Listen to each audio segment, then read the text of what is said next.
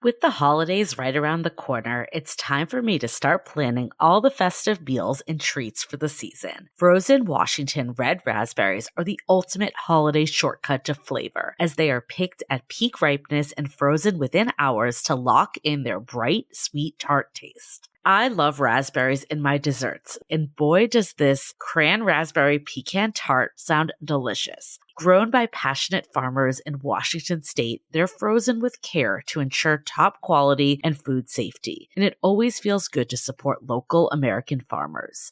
And here's the best part. They're always in season. When you buy American-grown frozen raspberries, you're getting fresh off the field flavor all year long. You can find them at Costco, Kroger, Meijer, and Winco Foods. Make sure to look for product in the U.S. on the bag. Check out True Fruit Mars Hyper Chilled Chocolate-Covered Raspberries and Smucker's Raspberry Jam. Want to learn more details on where to find American frozen red raspberries plus recipe ideas and cooking tips? Head to redraz.org. That's redrazz.org. You'll find participating retailers as an inspiration for every meal, plus info on how these berries go from farm to freezer with quality you can taste. All right, fellow romantasy lovers, I've been waiting to talk about this one because it completely took my weekend. The epic romantasy finale, Dawn of Chaos and Fury by Melissa K. Rorick, is finally here. And if you're into anything Book Talk is raving about right now, you need this. This is the fourth and final book in the Legacy series, a dark romantasy packed with fae, dragons, shifters, vampires, witches, meddling gods, you name it. And what I love about this world is that it's not your typical medieval fantasy backdrop. Think high fantasy meets modern tech. Magic everywhere, but people are still texting, driving, dating, using computers. It gives big Crescent City vibes in the best way. And honestly, I got so pulled into the emotional roller coaster. The heroine is dealing with depression and anxiety, and the way the story handles her mental health made the stakes feel so real. Plus, the tropes. Fated mates, morally gray chaos, one bed, touch her and die. It's basically a Book Talk bingo card of everything we love. Now, if you haven't read the series yet, this is the series finale, so don't start here. But the good news, all 4 books are out now, and they make such a great gift for that friend who is constantly reading romantasy and keeping up with every online book trend. Dawn of Chaos and Fury is on sale now, available for the first time as a Kensington trade paperback and ebook. So grab your copy and dive into the chaos. You can find Dawn of Chaos and Fury by Melissa K. Rorick wherever books are sold in print and in ebook. Hi, I'm Yue Xu. And I'm Julie Kraftchick. We're active daters turned dating insiders. Here to dive into everything modern dating and relationships. Welcome to Dateable. Hello, friends. Welcome back to another episode of Dateable. Hope you all have happy full bellies on Thanksgiving. I eat my face off every year, so it's no surprise that I will be feeling bloated. Without a doubt. Thanksgiving is one of my favorite holidays for sure. Every year. I think it's just one of those holidays that, you come together with people and just eat a shit ton of food. How could that be bad? I still remember the Friendsgiving we had at Kate's house. And I think I had just started dating my ex at the time. And we all went over there. It was so much fun. But I remember there were like 10,000 dogs at her house. And one of them took a shit all over her living room. It was not our dogs. Wait, I thought it was your boyfriend's at the time. No? No. No, Mm-mm. okay. It was not our dogs because they were with us. And then we came back into the living room and there was shit all over. But he was nice enough to clean up the shit. So I remember that being like, oh, this guy is a good guy because he cleans up other dogs' shit at a house that's not even his. He just doesn't clean up his own shit. I'm just kidding. Yeah. Ooh, that's so good. That's so good. I'm going to use that. He doesn't track his own marks. I'm just we can go on for a lot of analogies here. He just shits everywhere else, but he'll clean up someone else's shit. Oh, that's so good. That was a fun Friendsgiving. I know every year I alternate usually by going back east and, doing a Friendsgiving. So I was originally going to stay here because, we've been doing a lot of travel for the honeymoon and stuff. But I don't Mhm. know. I feel like since the wedding too, I've just been like, I want to spend as much time as possible with family. And like clearly the Mhm. holidays is like everyone gets together and it's a good opportunity to just see everyone at once. So we did it. Yeah. We made the leap and went to Boston. I'm glad. I'm glad that you did it. I think we are like our time with family is It's it's limited. limited. And then It's you're like, limited. what's Yeah. like a plane ticket at the end of the day or like 5 Yeah. hours on the plane? Yeah. That's what I think about. Yeah. Agreed. Agreed. I do find that a lot of my friends, as we get older, want to spend more time with family and be closer to family. I actually Yeah. have a friend moving out of state to be closer to Oh, family. wow. She's like, I just need, like it's just more important to me these days. So, Fair enough. But I think Friendsgivings too, like if you don't oh, have the so fun. luxury to go back or you don't have family, like there's so many benefits of the Friendsgiving as well. I think just being with, whoever or, master date Thanksgiving style, we've seen it all. Yeah. Yeah. I'm doing a Friendsgiving with some friends at this Korean restaurant that does a special duck. Julie, I'm going to Oh report my back because if it's God. good, we're going to get it next time. It's a duck where they put sticky rice in it and they cook the duck so the rice soaks up all of its flavors, like Wow. for, I don't know, 48 hours or something like that. I can't wait to report back. It's going to be good. I'm excited. I feel like the next couple weeks are just like so jam packed with holiday stuff. And Hmm. then we leave again for Florida for the Yeah. holidays. It's crazy. Yeah. That's gonna be your life for a while, right? Like the Yeah, flip-flopping between the families, yeah. it will. We will have a really good brunch talk to kind of end our brunch talks for this season where we talk about, like all the things you can do during this holiday season. Because I really think, like, outside of maybe Halloween, I think the holidays are like that hidden gem for being single that no one knows Mm, about. So make sure to check out the brunch talk. But we think there's a lot of stuff you can do regardless if you're single, coupled up, master dates. Like there's all the things that you can do during this time of year. yeah. Even if you're single and going through some work on yourself, like our guest today, Phil, who is definitely going through some of that, like a metamorphosis of sorts. And he is someone who has fully embraced the fact that he needs to live his life differently. Yeah. And he's completely doing that right now. I love this episode so much. It was so much fun recording with him and then re-listening when I was editing it. I was just like, oh, this is good to hear, especially from a man. I'm not saying like, Yeah. obviously everyone it's good to hear from, but I think like sometimes we get a lot of men that are confused. And Yes.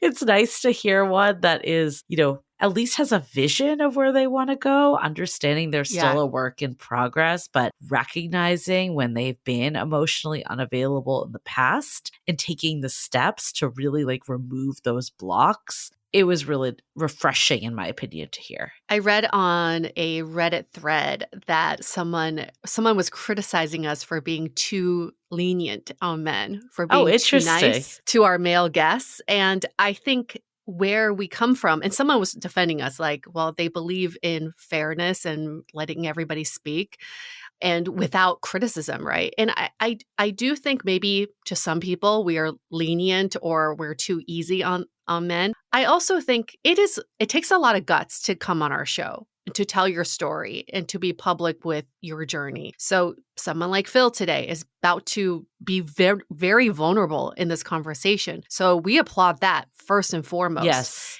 And then second, we have to honor people's journeys and where they're at. And yes, this could be triggering for some who've probably met a guy like this at some point and was like, they broke my heart or they traumatized me in some way. Totally get it. But this is a different person from the person that was in your life. So we have to separate the two. And then let's just honor people for where they are. and then honor people for where they want to be. I so respect Phil in this episode for telling us where he wants to be and that he's not there yet. Yeah. Mad respect to that. I do like, though, that he has plans and is taking action, and he's doing more trial and error, too. He also gives a lot of tips of kind of rejiggering his social life. So, again, for people that are looking for new ways to meet people, and he really talks about shifting from going out at night to really doing a lot of stuff before sunrise. So he's made some big changes there. But yeah, I mean, I think to your point of like judging people's journeys, I just feel like it's sometimes hard not to judge people, especially when you're like listening to a podcast or listening to them talk. Like we all instinctively want to go there sometimes. But at the same point, it's like if any person was to put their life under a microscope, there's some things you're proud of, and then there's some areas that you're not. And there's some things that you're like, look, I know this is holding me back. Like I'm thinking of the conversation we had a couple episodes ago where we talked to Steve and he was like, I know that like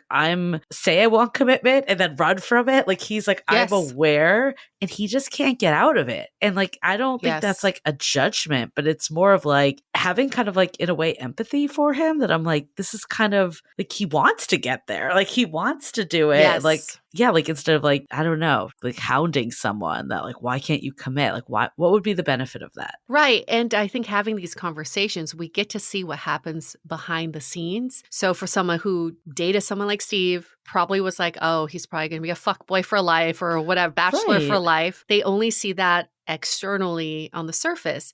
But then if you go beyond the surface, you start to see like why he is the way he is and what is really blocking him and why can't he get through the blocks. It makes you, like you said, like you definitely have more empathy and then just compassion for everyone. I think that's the big piece. And that's what we like to do is obviously hear people's journeys and their stories. And like, I mean, I think Phil has taken so many steps to break out that a lot of people can apply to their own lives. But then also just to hear like the inner workings of like someone that is struggling a little of getting to that next life stage. And, you know, like I know for me, it was really like, this sounds weird, but it was helpful to like hear my ex share like why he couldn't do things. It didn't change the outcome. Like it sucked that like he couldn't commit the way I wanted him to, but it made it less personal. And I think when you don't hear this, like you just assume like, oh, they want to be in a relationship, not just with me. But that actually isn't the case a lot of times. I've learned it's like a lot less about you, especially when someone is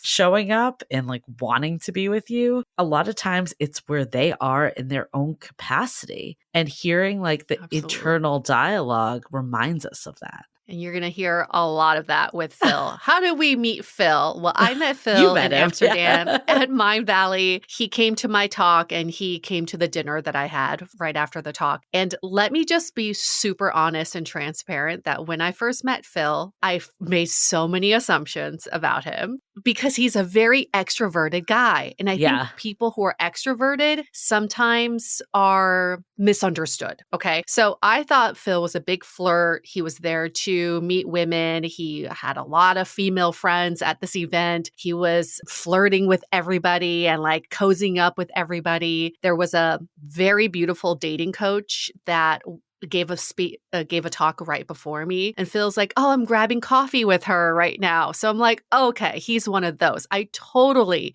misjudged him. But when we went to dinner, that's when we got a little deeper about why he is the way he is and what he's trying to accomplish. And I was like, oh, this guy's way deeper than I thought he was, than I gave him credit for. So I told him, when I told him about our podcast, he's like, I have a pitch. I want to tell my story.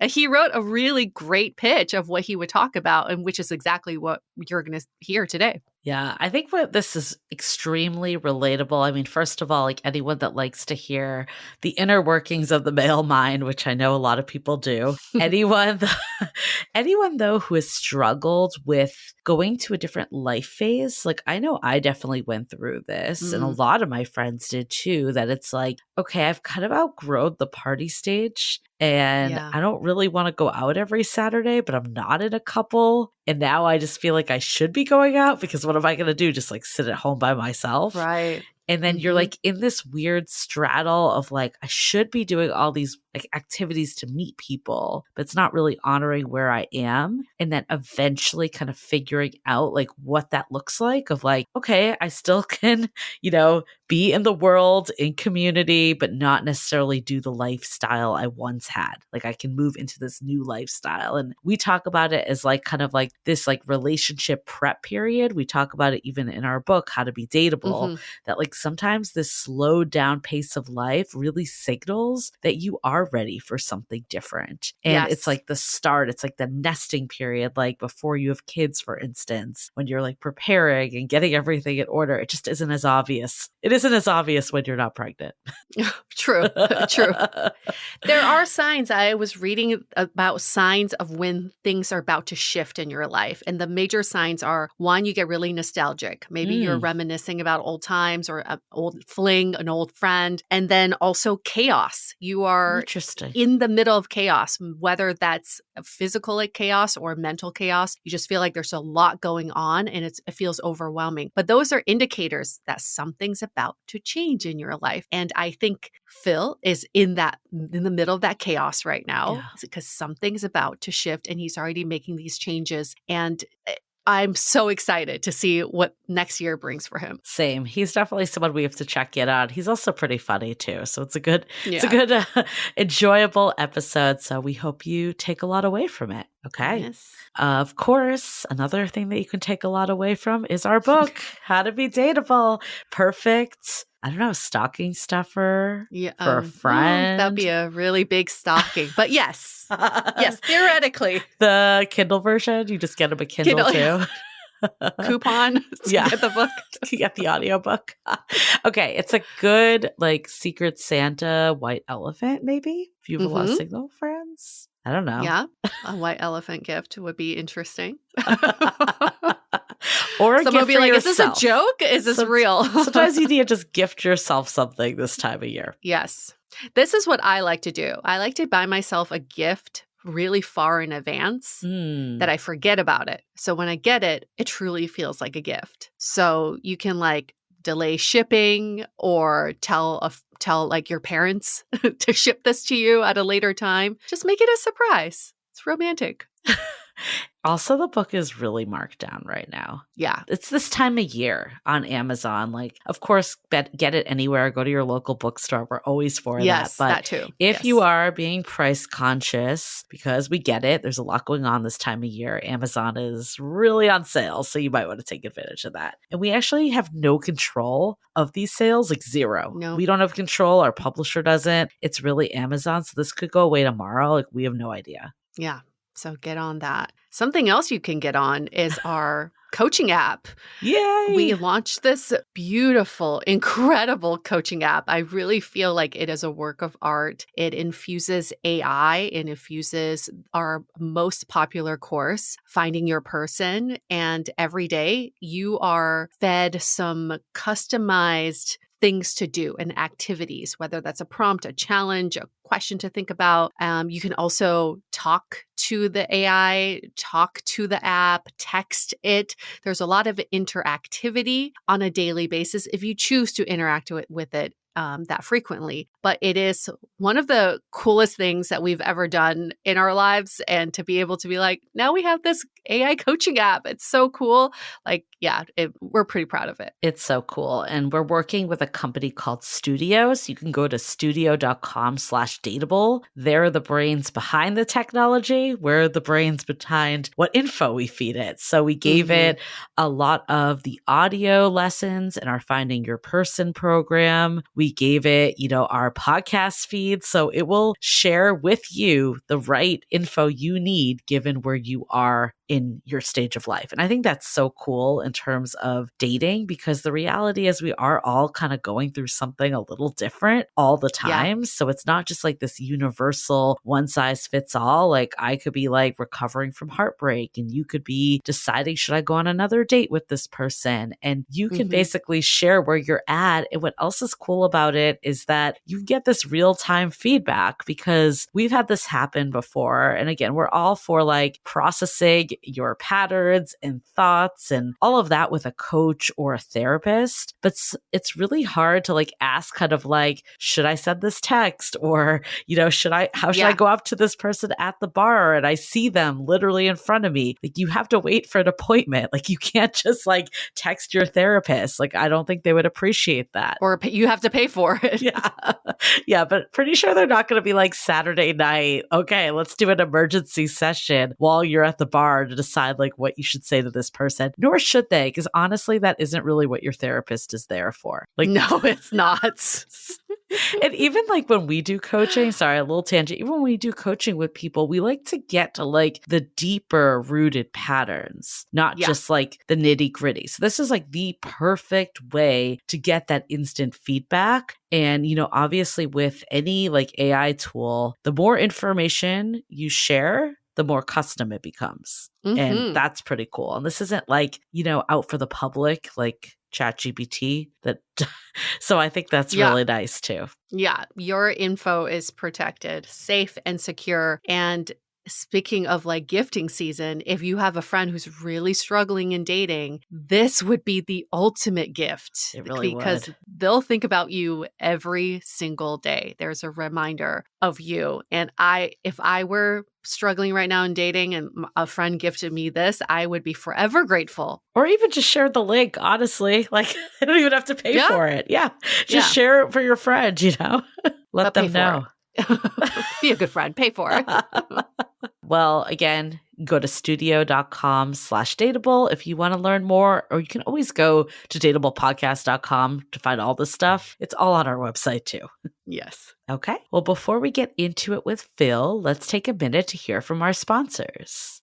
When it comes to holiday gifting, I want to give things that people really love. Beautiful, timeless pieces they'll wear for years. That's why I'm going with Quince. From Mongolian cashmere sweaters to Italian wool coats, everything is premium quality at a price that actually makes sense. Quince truly has something for everyone too. I'm obsessed with their cashmere sweaters, so much that I own 3 of them. They are so soft and luxurious, and they never pill. It feels like they should cost over $200, but they are only $50. What a steal. My whole wardrobe at this point is pretty much Quince. The craftsmanship shows in every detail, the stitching, the fit, the drape. It's elevated, timeless, and made to wear on repeat. I have my eye on their jewelry, pajamas, and robes that are definitely making it on my gift list. I may just need to buy the stainless steel bracelet Apple Watch band for myself too. Find gifts so good you'll want to keep them with Quince. Go to quince.com/dateable for free shipping on your order and 365-day returns. Now available in Canada too. That's QUINCE.com/dateable to get free shipping and 365-day returns. Quince.com/dateable.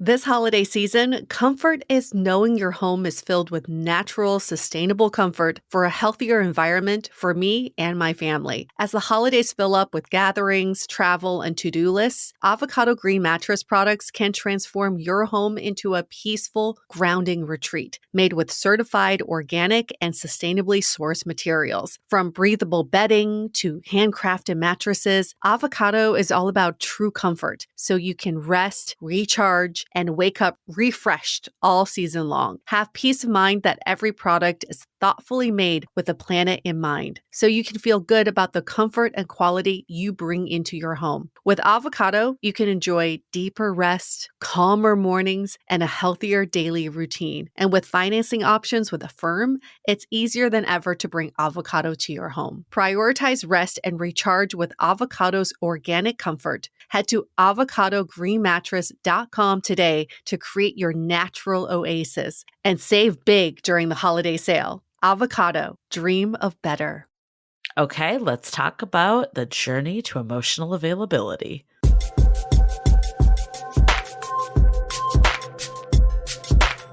Well, Phil, hello. Welcome to Dateable, and so nice to see you again. I love this introduction that you wrote for yourself, actually. So I'm just going to read it. Single British man A single British man in his 40s who's done the inner work to finally become emotionally available and ready for a committed relationship after a long chapter of global thrill seeking, temptation, hedonism, and personal escape. When you sent me this, I was like, yeah, we need to have him ASAP. Can you tell I work in PR? It's perfect. You should print that on your business cards. But really, like the emotionally available, I mean, I think in general, it's like the number one trait people are looking for, especially women in men. And a lot of men are falling short in this department. So I think hearing your journey of how you maybe weren't so emotionally available and realize that is going to be really interesting for people. And right off the top, it's a pleasure to be here talking with you. And I want to state I am work in progress. I am certainly not a finished article, but I am doing the inner work. And actually, I've discovered through doing this inner work that it makes love and life such a less mysterious and curious, but like a real work on. And probably I wasn't willing to do the work prior to the last 5 years. I also just wanted to say two things off the top. One was to thank you for my first hangover in about 5 years, because I went to a dinner party last night. I'd stopped drinking more than 3 drinks. That's my rule for the last 5 years. However, the red wine was open and the topic of discussion was emotional availability. I said, I'm going to be on this podcast tomorrow. And there was two girls and 3 guys. And my gosh, the conversation just flowed, and so did the red wine. And I woke up this morning for the first time in 5 years and went, oof, I'm a bit squiffy. A squiffy. I'm curious what people were saying in this conversation, but we'll get to that. Yeah. I think we want to start with you and your story, but we'll definitely circle back there. Yeah. And the other thing was just to say, Yue, congratulations for being in the top 10 Mind Valley speakers in the tribe. Oh, thank you. Fantastic, because that's where we met and that's where all this started. So thank you so much. Congratulations. I took so much away from your talk that day, so thank you. That community that day was just so great. And then our little private dinner party was just so magical. So I will forever remember that day. But you said something I want to touch upon, which is you said you're a work in progress. Aren't we all? We're all works in progress. None of us are done. But you said you weren't willing to do the work before. So take us back to the time when you weren't willing to do the work. Were you actually aware of this fact? And why weren't you willing to do the work? Great question. I'm not sure if I was fully aware of the fact, but basically spent my 20s and 30s really living fast. Thrill-seeking, chasing the next adventure. I was focused on freedom and independence as my core values. And I think over our phases of our lives, our core values can change. They're not set in stone. Yes. And during my 20s and early 30s, that was it. Live every day to the max. My motto was Carpe Diem.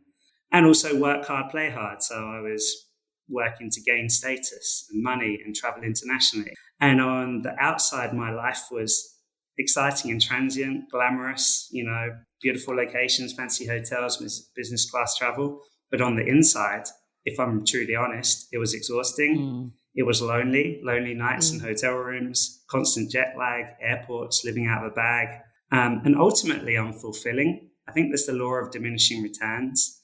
The more excitement and dopamine hits you chase, the less return you get on those and the less fulfilling they become. And gradually that led me to burnout, which was where kind of 5 years ago, I perhaps got more perspective on choosing depth over breadth, choosing deeper relationships over a variety of them. But yeah, it's been a real journey the last 5 years and I'm very much still on it. So did you have relationships during this time and what did they look like? I had situationships. And I was, for sure, my attachment style was and has been avoidant and is moving slowly but surely towards secure. But avoidant meant I was very happy to get into long distance situationships where there was affection, there was love, there was emotion, but it was at a safe distance. It was without commitment and exclusivity. For that way, it kind of felt safe. But ultimately not fulfilling for either party. And were you telling the people you're involved with, were you telling them that you were willing to commit, willing to see where things go, willing to grow the relationship, or were you pretty upfront with your feelings? Yeah, I never promised anything I couldn't deliver. At Okay. the same time, I think I've constantly been curious about what can develop in these situationships. But ultimately, my lifestyle the last 7 years, which has been 80% of the time traveling, hasn't really allowed anything to blossom or grow. And that does sound like a bit of an excuse, but it's also a fact of life. And so the choice I've made this year is to take redundancy from my full-time job, set up my agency, move to Barcelona, and now I no longer have that excuse. I am based in one place. I have consistency. I'm physically available as well as emotionally available. And I think for a little while, the last few years, I've been getting towards emotional availability, but I haven't been physically available because I've been moving so fast. I mean, this is something we've seen with other daters as well. Like the people that are just like, go, go, go. It's really hard to actually form a relationship if you're never there. It is reminding me of one episode we did a while ago. Do you remember? You know what I'm talking about? We did one with Greg, and it was about like, am I avoiding intimacy? And it was talking about his Mm. lifestyle, and he was always traveling, always on the road. And then he actually like put down his roots in Montana, similar to what you're saying. But I feel like the first 6 months he was good with that. And then it started to itch again. And he started to like Yeah. repeat patterns and was again never around. What's your thoughts on like if this urge comes back, or do you feel like you were just over it? It's a great challenge and a great question. I think my two greatest fears in life are, on one hand, loneliness, and on the other hand, boredom. Mm. And in my period of thrill seeking in 20s and early 30s, I equated a relationship to loss of independence and freedom. I equated it to potential boredom or potential restrictedness. Yeah. Now I'm coming to the realization that a great relationship can actually be a great adventure, and a life shared can actually be a life embellished. But it's taken a long time to get over that sort of inbuilt concept in my head that relationship equals loss of freedom and independence. So I think that's been the big hurdle to get over. And yeah, we'll have to see where we are in 6 months, We'll 12 check months back in. time. But I feel really good in Barcelona. I think I've found my place, and that was key to it. My hedonistic years were in Rio, and Barcelona feels like the Rio of Europe to me, but a little bit more consistent, a little bit more closer to home, and perhaps I can build something in here. Rio, I was really living for the day every day. Yeah. Yeah. And when you were talking about the thrill seeking, I kind of want to go back to that lifestyle because I want to paint the picture a little bit more. The wild nights. Do you remember a specific moment where you felt like this can't be it? Like this is not what I want anymore. Or things feel so empty. Was there a moment? Oh, 20 times over, maybe more. But let's set the scene first of all. I went to Rio because I had a big job, a high-profile job, spokesperson for international media for the Olympic and Paralympic Games. So on one hand, I had this very serious and time-consuming job. On the other hand, I was living a crazy lifestyle, surfing before work in the mornings, a party in a favela one night, and the ambassador's reception the next night. So it was really a full-on lifestyle. And like, for example, my second day in Rio, I had one friend in Rio when I arrived, and it was the day before Carnival. I brought 2 suitcases to Rio. One had my worldly belongings in. The other was full of blue body paint because 30 of us were going to paint ourselves blue as the Smurfs for a day in Carnival. And that was my introduction to Rio. So it kind of took off from there. But really, I would say there were multiple occasions on which I woke up thinking, what was the point of that? Or am I just repeating behaviors, repeating patterns? And Give us one example. well, to be blunt, I think like sex without connection, it's not worthwhile. It's meaningless, but it takes a few occasions for you to realize that. And actually a walk on the beach at sunset with connection, with conversation and holding hands actually stays with you and is Hmm. is something that you cherish a lot more. But I think there is, maybe it's more of a men's thing than a woman's thing in your 20s. There's kind of this chase to experience everything, experience life, and perhaps external validation and the group of mates you have, and chasing status, and in all kinds of ways, not just in the workplace, but in life too, who you're seeing with, who you're dating. And so, those were the kind of situations where sometimes I woke up and reconnected with myself and realized, that's not who I want to be, or what I want from romantic life. So you mentioned burnout, that you had intense Mm. burnout. Was it just like career in the lifestyle, or was it because of these unfulfilling relationships that you were having that just didn't have the depth, or both? I think it was a combination of things. So my time in Rio came to an end at the end of 2016. And unfortunately, I had to leave kind of in a rush because my father had contracted ALS. I think you call it in the States. In Mm. the UK, it's called motor neuron disease. So he had a Mm. year to live. So I actually moved back into my parents' home, and I took care of him with my own hands for 8 months. And that was really, Wow. really sad, but also really, really beautiful. We shared some moments that we'd have never had. So I came from this hedonistic, thrill-seeking life of freedom and fun to looking after a dying father. And being a man without the emotional skills, I didn't process any of that grief when he passed. Mm. I got busy. My Mm. busyness was my cure. So I packed my backpack and I went traveling around and volunteering around Africa, Asia, South America. And then a year later, it was time to get back on the job scene. So I took a role as head of communications for World Rugby, which was based in Dublin, in Ireland. And the first winter is when the grief caught up with me Mm. and the burnout Mm. caught up with me. And it turns out that you can't ignore those. All emotions need to be processed. I know that now, but previously I dealt with busyness and with positivity, but toxic Mm. positivity. Yeah. Everything's okay. I'll just go and meet another girl. I'll just go to another party. Yeah. I'll just do another trip. And that's when the burnout caught up. And loneliness was probably the key factor. I'd started a new job in a new city in a dark winter. And Yeah. it was a big switch from Rio in summer to Dublin in winter. And when you said busyness is the cure, okay, the second time around, you were trying to avoid the grief. The first time around in your 20s, what do you think you were avoiding? Mm. Good question. I'm not sure really what I was avoiding or running away from. I just had this thirst for life. I just wanted to experience everything. And somehow I felt like a secure, stable, stay in on the sofa and watch some TV, cook some meals together. I just felt like that wasn't enough life for me at that point in time. And that was almost preventing having that freedom to just kind of go and make a decision, go to a music festival the next day for 4 days.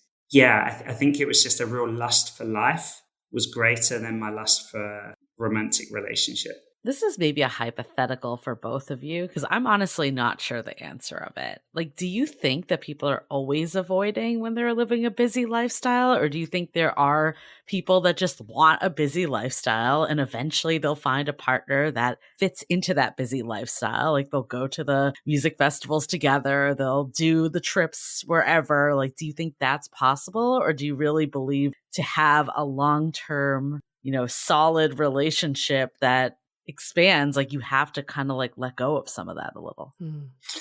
Personally, I think maybe have to let go a little, but also I think probably the best life partner for me wouldn't be someone that is equally Yeah. hectic and Mm. vibrant with their life. I think a great life partner for me would be a spiritual yogi who's Mm. super calm, super centered, and super balanced. I've encountered that side of me in the last few years, and I really think the yin and yang can work. And actually, when someone calms me down and we do cook a meal and we do watch something on the sofa, I love those nights. Yeah. Now, I didn't realize how much I would enjoy that. I feel similar. I think, Julie, I was just thinking about Ryan Van Duzer, our Yeah. other episode. I think some people do want to feel alive. Yeah. And sometimes by thrill seeking and living your best life, that is living life and feeling alive, and you're not running away from anything. But where it gets toxic is that you keep chasing that identity when you've actually shifted away from it. And you feel like, well, I've already presented this side of myself and everybody knows me as this thrill-seeking guy.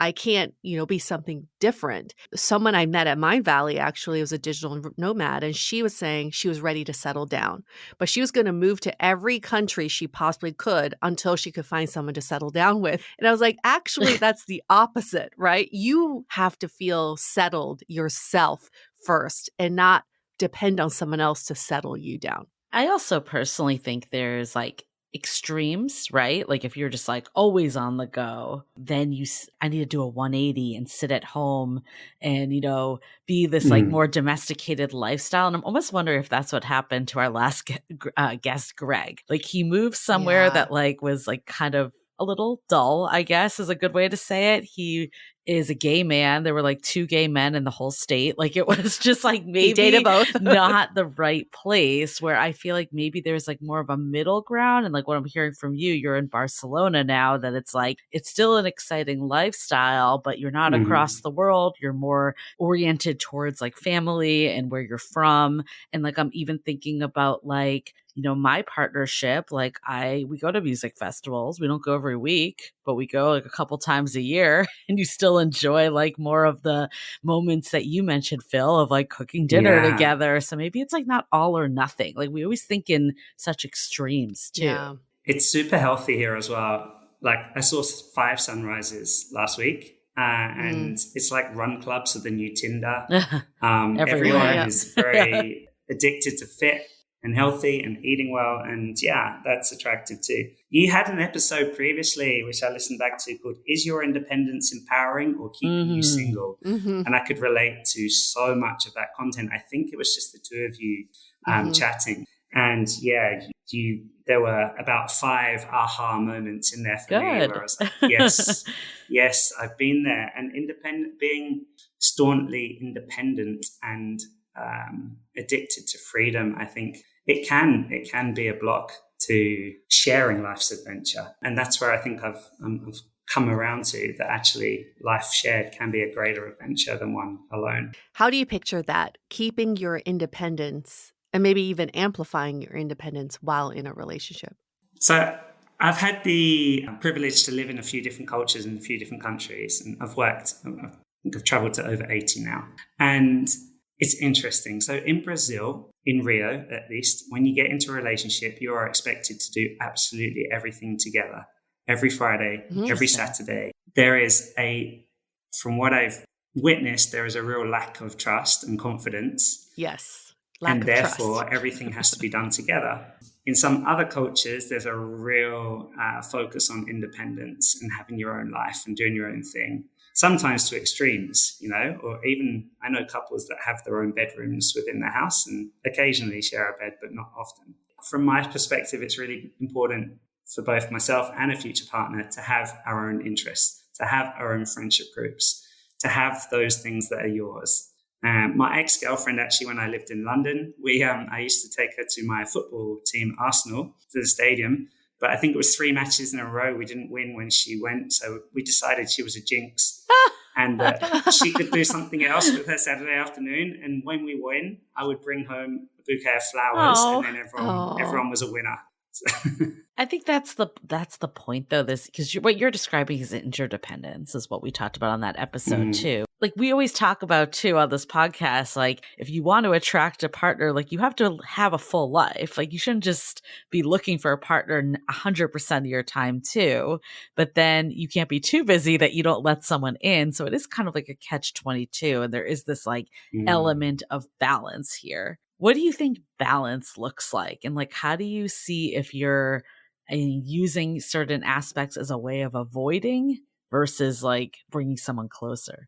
Yeah, for me, I think the physical, as in geographic intimacy, is a really big part. So I think I've used long distance relationships as a bit of a barrier, and I'm really, really trying to make sure that that's not the case going forward. I want to be together with somebody in a place. But I think balance, it's so crucial, isn't it? Because if you spend 24/7 in each other's pockets, you're of course going to rub up against each other. You're going to have issues with that lifestyle. But if you're completely not letting the other person in your partnership into your passions, into your down moments, I think that's the key thing for me, Julie, is letting a partner be there for me when I'm having a not okay day, when I'm having a grey day, as well as just having, because I think I've been a bit of a romantic, as in the dates can be amazing. Yeah. And the offer of romance can be amazing. But then do I really open up emotionally to that same person when I'm having a difficulty with something? Right. That's When the I'm worried about avoidant coming something? through. Yeah. Yes. Yeah. So that's Yes. the real, I don't know if that's answering the balance question, but that's the real hurdle for me to jump over. I can see that. I think you're really good at luring them in. You say all the right things, right? But what do you think is your first step? Because I can hear a lot of people saying, I'm in the same boat. I have a hard time letting people in or asking for help when I'm down. What has been your first step into getting over that hump, or have you? Yeah, my first step has been do the inner work. And what does that mean?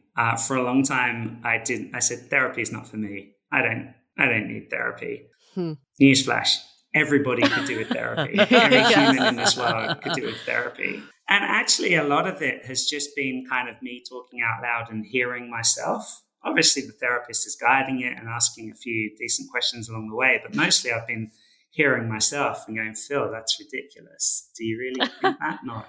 And working with a life coach. And then I'm myself becoming a mental fitness coach. So I have learnt so much along the way, from positive psychology, from coaching, PQ, positive intelligence, Yeah. a lot of things about how and why we think, feel, and behave the way that we do. And that knowledge, that base of knowledge, has really helped me to understand myself better. And I don't know if it's true in your cases, but they always say that the author writes the book that they need to read. Yep. So for me, I'm doing the work, mental fitness, coaching, positive psychology, because that's what I need to understand better about why I think, feel, and behave in certain ways.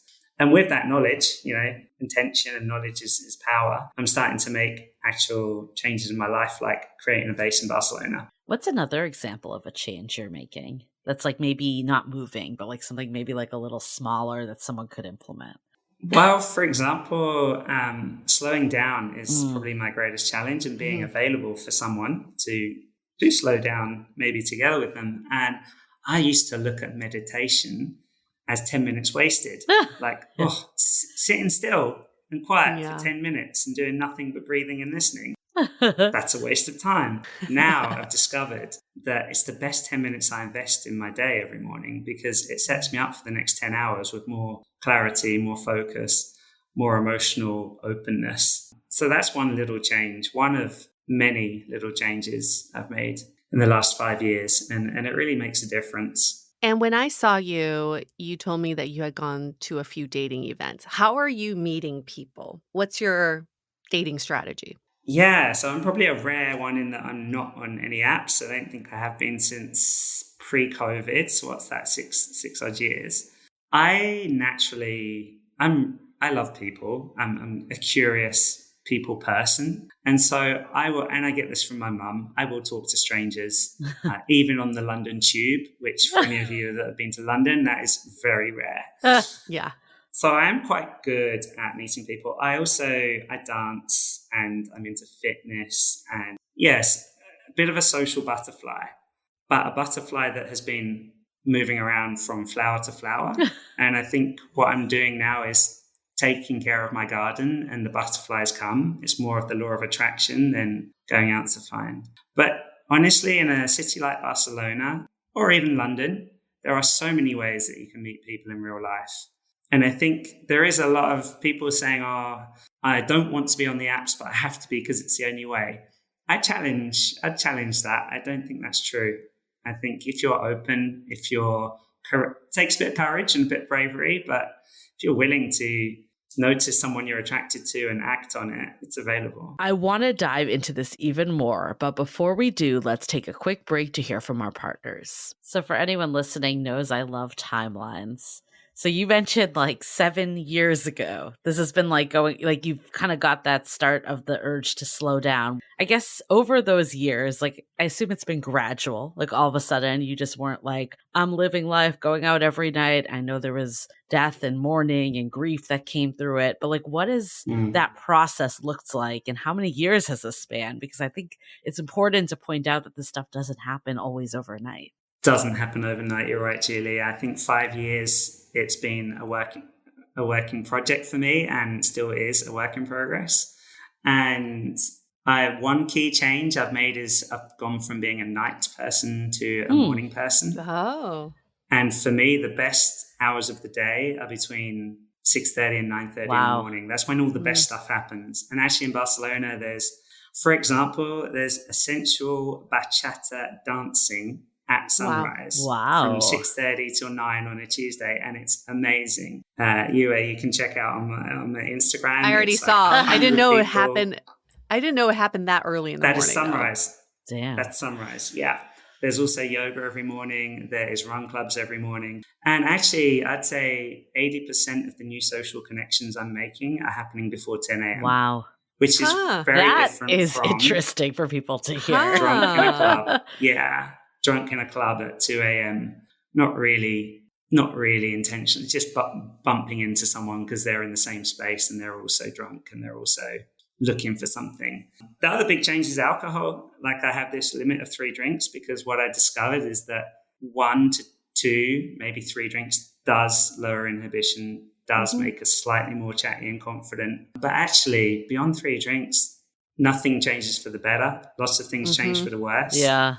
I think the best version of all of us is probably the 2 to 3 drink version, if that's necessary at all.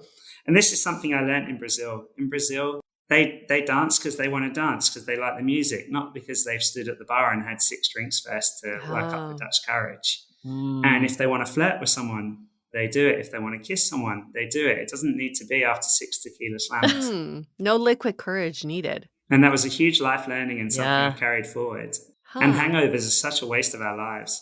I mean, that's something that I've learned too, because my husband doesn't drink anymore. He gave up drinking completely. And at first I was like, oh my God, like, are we going to like have a life, you know? And then I, in return have I don't drink as much either. I'm like similar to you, like the 3 drink max is really where I'm at. Like it's very rare that I go over 3 drinks. And I feel like nothing has really changed. Like, in fact, like things have been better. And we think that alcohol is such a crutch and we need it so much. But a lot of the conversation, the connection, like we've even gone to like, parties and like dancing events and like things that you thought you needed booze for. And it's fine without it.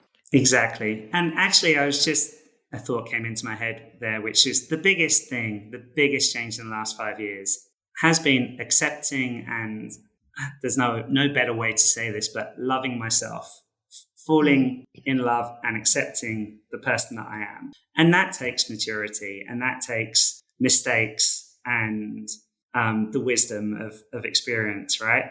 And I think a really good relationship is only possible once you've really, truly become okay with yourself. And I think through my 20s and 30s, I was doing a lot of things for extrinsic rewards. And now I'm doing things intrinsically. And if I show up on a date now, I'm not trying to be the coolest version of myself. Yeah. I'm showing up as me. And that gives things a much greater chance of becoming something deeper. And also that's because I like me now, and that's the biggest work on I think anyone can do. Fostering that authenticity that we're always talking about and we preach all the time. But what is authenticity? Is when you truly like yourself and you present in that way. And for the 3 of us, we're all in our 40s. So I think it's somewhat easier for us to think about the days when people talk to each other in social settings. But I think for the younger generations, they don't have those memories to go by. So it's going to sound like a kind of a basic question, but can you take us through, like paint the picture of when you go to one of these bachata events. What are you telling yourself before you go? And how does the event unfold where you could possibly meet someone or talk to someone? I think dancing is the greatest form of communication. It's body language. You don't need a language. You can be from two completely different nationalities. And I'd say at a bachata event in Barcelona, you probably have 30 nationalities there, 20 different languages. And also it kind of already breaks down the first two, three. I don't know if you have bases. That's a baseball term, right? It already skips the first two bases. I think our bases are different. Looking at each other from across the bar. Oh, our bases are a lot different. we'll talk about that afterwards. But basically, we get the analogy, though. Yes. Yeah. It already breaks down the barrier of physical intimacy, i.e., being in the same space, dancing together, and vulnerability. Dancing is vulnerable. It is something where you, especially in couple dancing, whatever that is, salsa, bachata, forró from Brazil. And so, yeah, for me, it's a great form of communication. And everybody dances with everybody, is extremely friendly and mature. But probably if you're dancing for 2 hours, say, within that 2 hours, there'll probably be 2 or 3 dances where there's a chemistry and you both know it and there's something there. And then, if you do want to swap contacts afterwards or go for everybody goes for coffee afterwards here after every yoga class. There you go. That's weird. But despite all this talk on dating romance, my goal for the first 3 months here in Barcelona is just creating my community. So I want to create my inner circle of 5 to 10 friends that are there on good days and bad. And then I want my wider circle of my yoga crew, my running crew, my dancing crew.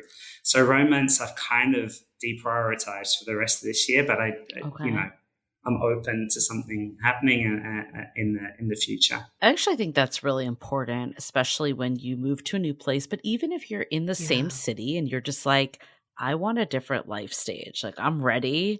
And or maybe you're in that life stage already and you're just like feeling lonely, because I think that's when we revert and we escape and we go to partying and we go to travel and we always want to be on the go, and we don't have like the community and foundation. It gets easier to like withstand the bad times in dating that inevitably happen if we have people around and we can live more of our authentic selves. And honestly, that's what I've missed the most in this transient travel lifestyle the last 7 years. Like, my goal from now to the end of the year is to have my local cafe where I go in. They know my name and they know my order without me opening my mouth. That's my goal. No, it's a good one. You always question though of like, what do you do to like, get going and psych yourself up to like go to these events? What I'm hearing is like, I'm just going to meet people. Like, I'm not going with romantic intentions. And like, I hear our audience being like, well, I don't like dance. I don't like run clubs. Like, what would you say to those people? Book club. Okay. Like, just find any interest. Find something. Yeah, of course. There's a book club in the park here, which is all about personal development books. So it's all about... They should read Dateable. How to be dateable. I will bring that up on Saturday. But I would challenge everyone has some kind of interest or passion. Yeah. There's a great community worldwide, actually, but I think it started out of Amsterdam, called the Offline Club, which is events, mobile phone free events. So for that younger generation that are so addicted to phones, go to an offline club, and for 2 hours, nobody's allowed to touch their phones, and you have to interact with other human beings, play games, talk, listen to music together. So I know you mentioned dating is a little on the back burner right now, but I feel like this is one of those parts where sometimes we think we're open, we're emotionally available, and then we get tested once we start dating. I guess a 2-part question, like, has there been any times that your work, the inner work you've been doing, has been tested, where you've been like threatened or wanted to like go revert back to your old ways? Is part 1 of the question. Yeah, absolutely. In fact, I wasn't sure if I was going to mention this today, but I met someone at Mind Valley. Oh. I'm not going to mention her by name because she's Please quite don't. It's okay. In her industry and quite private. But she's a New York movie filmmaker. And we've met a couple of times since. And the intellectual connection, chemistry is 5-star, it's great. But it is long distance. So I'm not running away from it. And at the same time, I'm not diving into it. My number one priority right now is creating my life in Barcelona and settling in here. She's also looking at European residency next year. So it's an interesting moment. But for sure, we've had some really good discussions where we've worked through some conflict, which old Phil would have run away from that conversation, would not have shown up. She actually said, I have more red flags than Tiananmen Square on a national parade day. Wow. But she also said, you have more green flags than red, and so you're worth the challenge. But when talking about, the history and the pursuit of freedom and independence and things. So we talked really openly, and that's been really, really nice. But I thought that was a great line. Wait, she said you had more red flags, or she had more red more flags? red flags than Tiananmen Square on a national parade. Oh, she's talking about you. I thought she was talking about herself. I was like, that's very self-aware. No. I was telling, we were talking about previous life phases and lifestyles. Well, you've been honest. Yeah. I think it was tongue-in-cheek. That was part 2 of my question, actually, is like, have you noticed any areas where you've kind of embraced it instead of run from it? I know you mentioned that example, but is there anything else that you're like, the old me would never have done this? I think exactly that thing of showing up and being present at events, at social interactions, and the goal not being to meet somebody, to go home with somebody, it's a different mindset from 10 years ago. And I have to be honest, it's a much better way of living life and creating connections. And it carries more meaning. And I think that's reflected in my personal and professional life of getting into mental fitness and coaching and having a positive impact on society and wanting to grow in that way. I think that's really helped potentially my future dating life. The other thing to talk about, Julia, I guess, is the timeline of age and society's expectations. Yeah. I'm part of a group of 7 best friends from London, 7 guys, and our WhatsApp group is called Married Old Men Plus Phil. Wow. Oh my God, that's amazing. They're all married. They all have a minimum of 2 children. A couple of them have 3. And they live vicariously through me. And then I experience parenthood through them. And I see those moments of pride. And they all tell me, like, having children is the greatest challenge in life, but it's also the most rewarding thing you'll ever do. And I really respect and admire these friends. They've been there for me through thick and thin for 25 years. I feel like I'm I know I'm a man, so biologically it's different from a woman. I respect that totally. However, I do feel like I'm sort of racing against the clock. So I'm kind of saying, if I want to become a father, I want to do it in the next 5-6 years. Why? Why against the clock? Yeah. What is this clock? What is this 5 to 6 years? Well, they all tell me there's a lot of energy involved in being a father to young children. My father was 47 when I was born. So he married late. He became a father late. And he died when I was mid-30s and he was already 81. So I think although I'm really focused on healthy lifestyle and longevity, if I want to be a good father to children, then I need to be around. So I think beyond 50, what's the average life expectancy? 80, 82? Have to take that into account, right? I think that's something I've heard a lot from men too. I think there is yes, it's different biological clock, but there is time pressure for sure. That's a thing. I guess and society pressure. Society pressure. That's a big part of it. I didn't even do the math, but you're right. Mid-30s, your father would be in their 80s.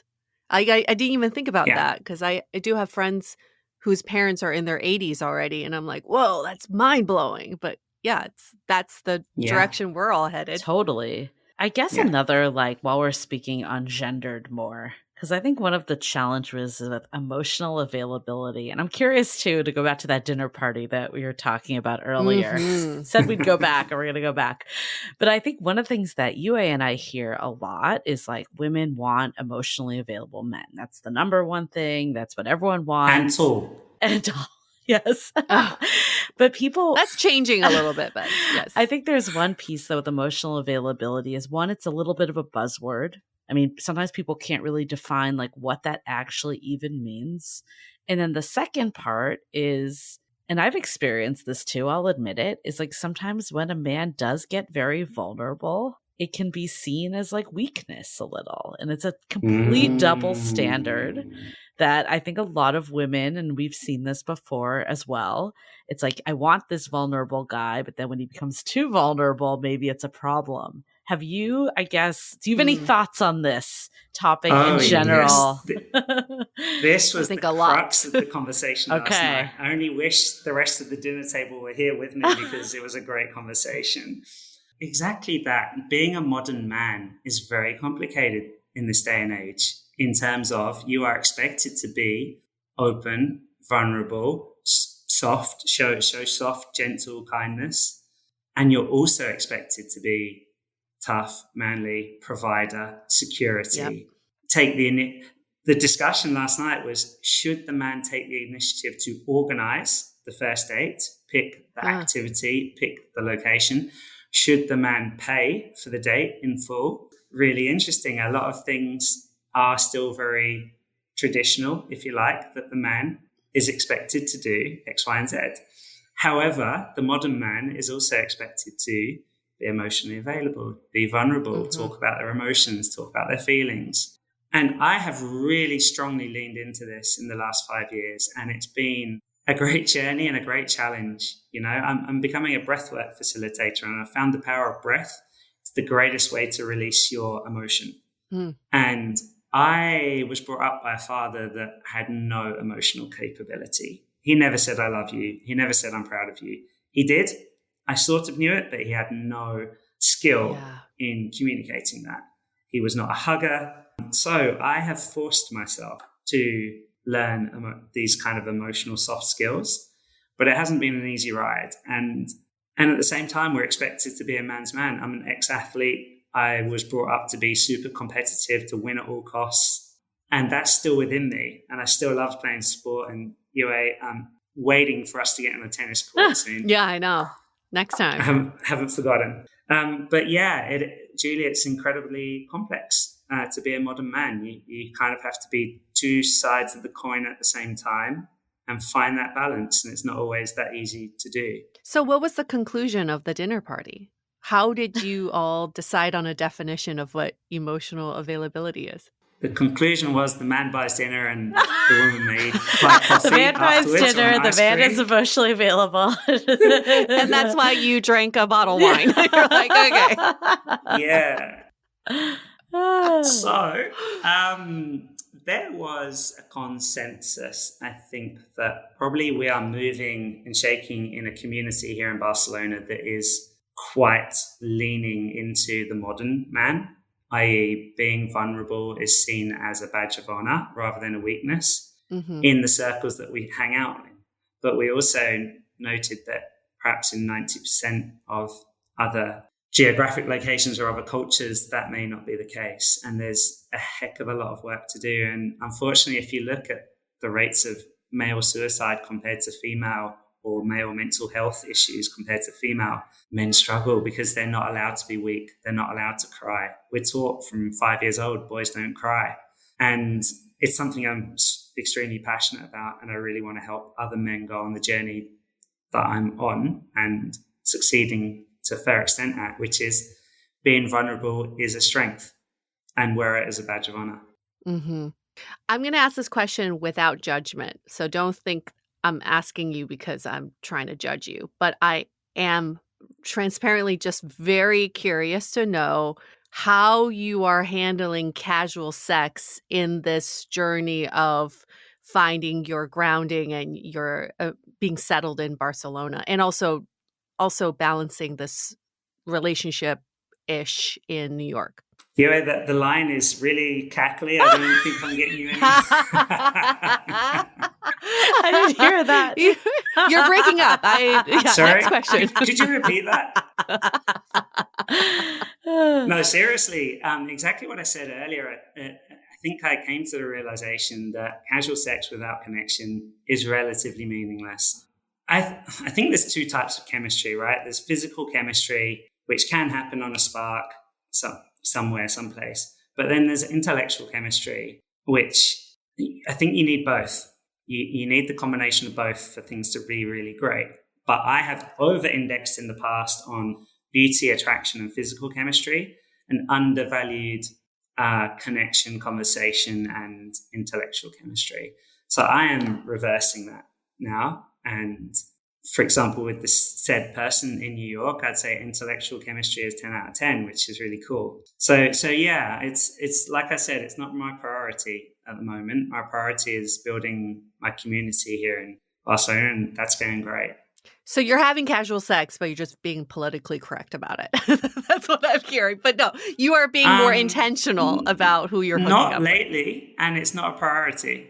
I wasn't hearing that. I don't know. There's so much going on in life right now. It's not a priority. Like I said, my days, like last week, I did 5 sunrises, and that was 5 times to bed before 10 p.m.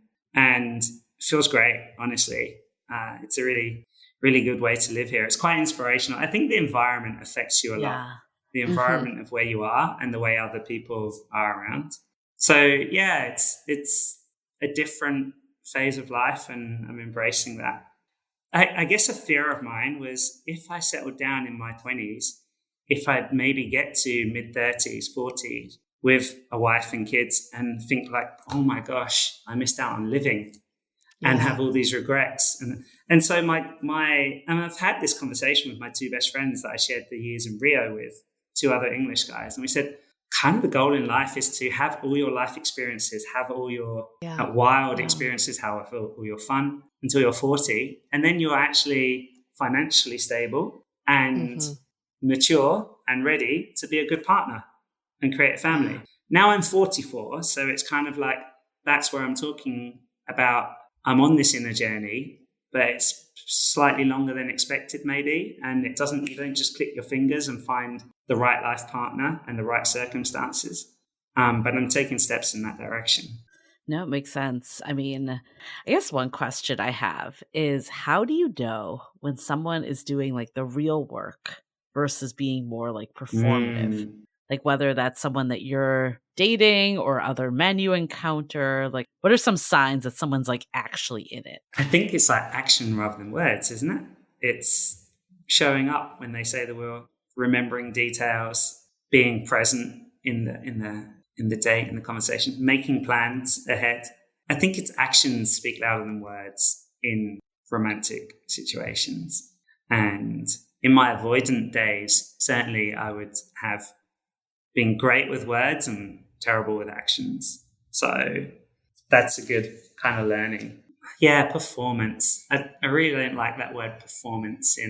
I actually heard it in where did I heard it? There was a discussion about Gen Z or millennials, etc., about performance anxiety in sex. And I was like, well, the problem is the word performance. You're not supposed to be performing. You're supposed to be connected and in the experience. Mentioned earlier about how you turn up to dates. So in the past, I might have turned up if I was, had a date with a girl that I really admired or was really attracted to, and I'd try and be the coolest version of myself, and I wouldn't show any weaknesses, any imperfections. I would maybe like embellish how important my job was or how flashy my apartment was. I think that's a phase of life which the quicker you grow out of it, the better, because to turn up and show your imperfections. I got burnt out. Yeah, I got depressed in a winter in Dublin. Yeah, these things actually make you real. They make you more interesting, don't they? Yeah.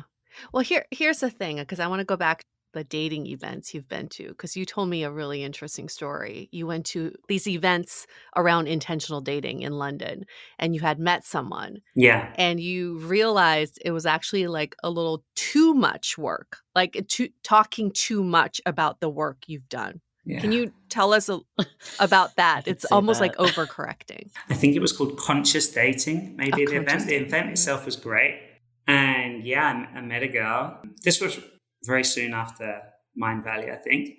And we had like a couple of dates, and they were fun dates. And then Then there was another one where it was like really, really kind of intentions kind of way too strict and way too black and white.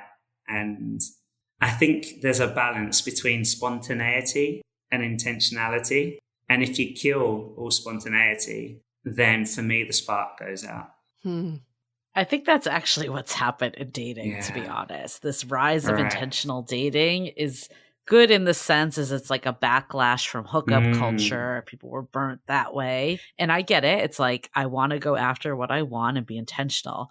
But I think it's gone too far to like what you were saying, that all the magic of dating has been Yeah. evaporated. And it's just so rigid now. And it feels like work and a job and not Yeah. fun.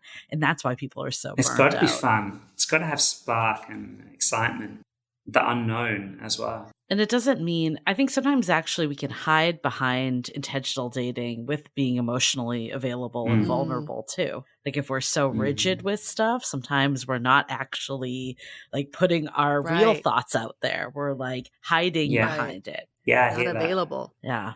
I guess, is there any parting advice that you would give to anyone that's trying to be more emotionally available in an authentic way, maybe not swinging so far on the like rigid side? I guess the two bits of advice would be firstly, do the inner work.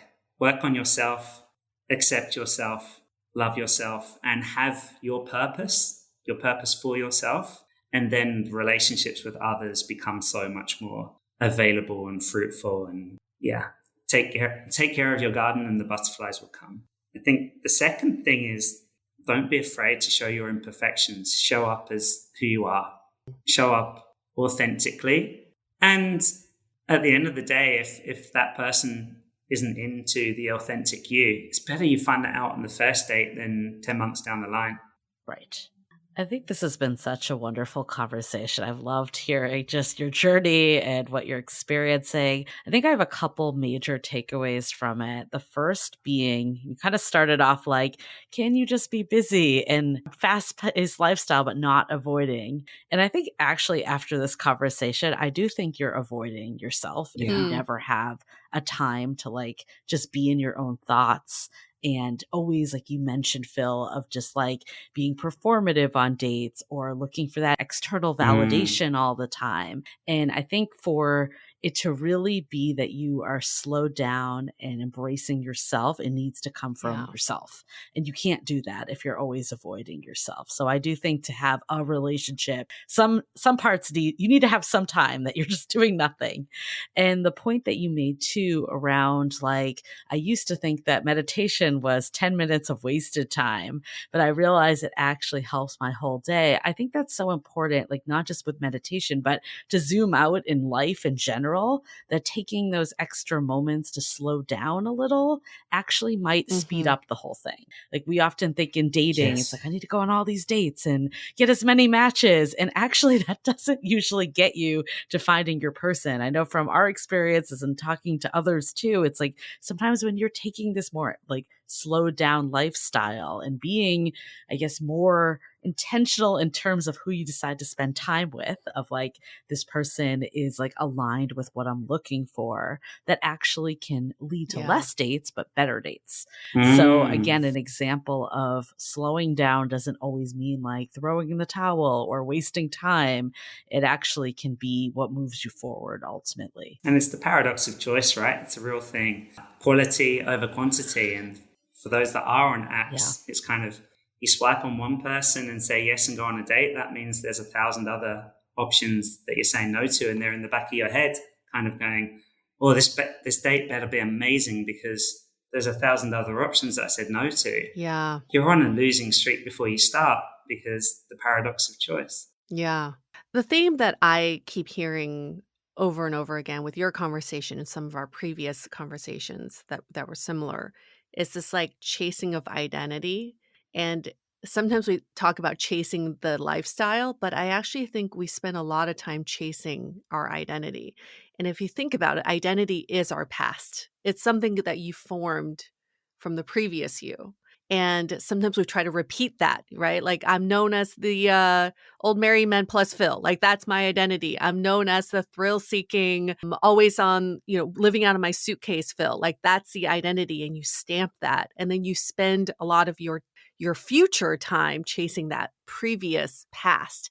And that's something that I've actually done a lot of work around as well, is to free myself from my previous identity and think about what my tomorrow identity could be. Like the Phil I met at my valley is a different identity than the person that you described in your 20s. And that is the point. Like you want to be evolving who you are, but we can still be really proud of the identities we've held in the past and say thank you, but goodbye. I'm now evolving and shedding you so I can be to the next. So I thought that was a really great conversation about how do you evolve out of this. And then the kind of like the action step that you talked about that really stood out to me was, if you want a relationship, start cultivating the relationships you already have in your life. That's building community. That's your friendships. That's your family. When you learn those skills around pre-existing relationships, then you are laying the foundation for a new relationship to blossom. But it doesn't go the other way around. You can't just like fall into a romantic relationship and let everything else fall apart, because then you don't really have a foundation. I love that, Yue, and you've put it so well. And I actually had a little lump in my throat there because the way you described about evolving from one person you used to be into a new person, I'm really doing that. But it is true that probably some people from my past, they don't yet know the new version of me because I'm geographically distant too. And some of them probably quite like that fun time feel that would have lots of stories to tell, especially if they're married and they've got kids and they get out too often. So I think together with my professional changes going on with the coaching and the mental fitness, there's a new version of me evolving, and I can't wait to share that version with the world, but also with someone, because I do believe that life is better shared and the adventure of life can be shared. And it's taken a long time to get there, but I can fully get behind that now. I know we grilled you about grilled. You ain't grilled you. I don't want to say me about casual sex. I was wondering whether to grill her back, but so far I've withheld. If we're going there again, just prepare yourself. I do think like during that time, I was thinking this. It's like sometimes like you do get it out of your system, right? It's just like it kind of goes with that new identity. It's like this just isn't important to me anymore. Like I'm not a man, so I won't speak from that perspective. But I know even for myself, like it just became something that I wasn't looking to do. Or I wasn't looking to go on like 100 dates all the time because I had done the serial dating thing. Like I think we need to have the experiences we've had. So I think if someone is listening to this that's like, yeah, it's taken me a little longer than my original plan to get to this point in my life where I'm ready for something a little more serious, I think that's okay because you've had all these experiences that have made you who you are. And for that, you'll be the partner you want to become. Absolutely. And that's okay to change and to have had those experiences. I think, if we don't go through different phases of our life, we'll never have learned anything. We'll never grow. You have to make mistakes along your journey, and you have to have different phases of life. And actually, like I said, with my two best friends from Rio, our goal, our plan was to live life to the max to our 40s. And who's to say that's wrong? Just because other friends got married at 28, had kids at 30. No. There's no right and wrong really in life. You do you. But you do have to respect when things change internally in you and when you have changing values, changing desires. And that's what I'm going through. Yep. And that's different from the external pressures or society pressures. So I felt that for many years in my 30s. Society said I should minimum have a girlfriend, should really get married, should have kids before I'm 40. Should. And that word should can be really dangerous. You do you, and you do things on your timeline as long as you're being honest and authentic to yourself. And you and I love, one of our favorite things is recounting those drunken stories that happened like 10 years ago. We wouldn't have that if that never happened. But something we've noticed, we actually talk about this in our book too, How to Be Dateable, is like we've seen this with ourselves, a lot of friends, a lot of people on this podcast. It's kind of like this time in your life that you do kind of slow down and turn inwards and trade in those like late nights for the early mornings like you talked about. It's like this settling period before you settle down. And it's very common to have this like quieter pace of life that you're now more like, I kind of want to do things that maybe I would do with a partner, even though I'm single. And going out and having one night stands and drinking to oblivion isn't appealing to me anymore. So I think to honor that, even if you're not in the place, it might just mean that you're ready for that next stage. Glad to hear it. We are happy to witness your metamorphosis and evolution into this next Phil. Thank you for being so vulnerable about your journey and honest about where you've been and where you're going. We're excited to check in with you in like 6 months. Just see what's going on for your life. Not to put a pressure on you, but just I would love to, as long as we have a pre-agreement about no more casual sex questions. You're in trouble, you. No, that's in our prenup. But no, I would love that. Cool. It's been a joy to speak to you both, and you do fantastic work in this space, and it's so important. Love and relationships are the greatest human curiosity, aren't they? They're the biggest mystery to all of us. So the more we can explore and delve into this subject, the better. And if there's any men out there that are listening and do have connected with something I've said and want to reach out, like I'm happy to share my social medias and I really want to be of service. That's the new goal for my 40s. Sure. And we will link that in the show notes as well. But if there's anything you want to share here, feel free now. Well, really, I'm just on LinkedIn and Instagram. The Instagram handle is Phil Wilkinson811 and LinkedIn Phil Wilkinson. And early next year, I'll be launching my mental fitness coaching service, and really looking forward to helping many others go on the journey that I've been through. Wonderful. And to all of our listeners in Barcelona, you probably will meet Phil at some point as he floats around to all the different groups. Just get up at 6 a.m. Yeah, before 10 a.m. If you get up after 10, you'll never meet Phil. This is a takeaway. Maybe daters need to change their schedule of when to meet. Yeah, to go you out. never know. You never know. 7 a.m. is the new 2 a.m. Yeah. For 40-year-olds it is. Yeah. Love it. Thank you so much, Phil, again, for coming on our show. And thank you to our listeners. If you like this episode, why don't you give us a 5-star review on Apple Podcasts? In the review, you can tell us, what did you learn from Phil? What did you learn from this conversation? Have you been on a similar journey? That is the best way to tell us your feedback. And of course, again, 5 stars. That's the only way we will read the feedback. And the way to get on the journey is to pick up How to Be Dateable, our book, our baby. How to Be Dateable, the essential guide to finding your person and falling in love. dateablepodcast.com or howtobedateable.com. On that note, we're going to wrap up this episode. Stay dateable.